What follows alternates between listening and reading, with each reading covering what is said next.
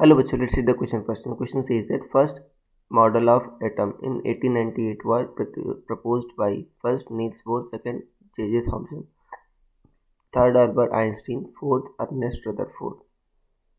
तो स्टूडेंट सबसे पहले आपको समझना होगा कि की कंसेप्ट क्या यूज हो रहा है इस केस में। सो की concept is atomic model.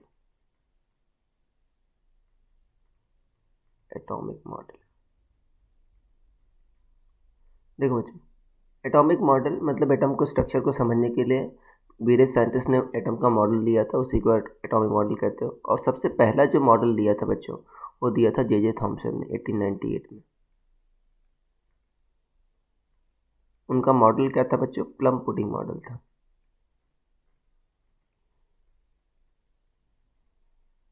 Plum pudding model, इसी को आप कहते थे, ठीक है ना, या वाटरमेलन मॉडल भी कहते थे आप।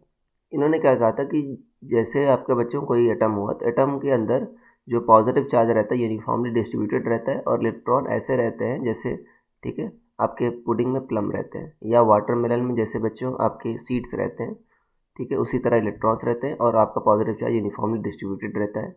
ये गलत क्यों हो गया बच्चों? जब रदरफोर्ड ने आपका नेक्स्ट जो मॉडल लिया था, रदरफोर्ड ने दिया था, उन्होंने जब अल्फा पार्टिकल्स का बम्बार्डमेंट कराया था गोल्ड फॉइल पर, उन्होंने देखा कि एटम का मोस्ट ऑफ द स्पेस खाली है, तो पॉजिटिव चार्ज यूनिफॉर्मली डिस्ट्रीब्यूटेड नहीं है, पॉजिटिव चार्ज आपका एक न्यूक्लियस के अंदर सेंटर्ड रहता है आपका।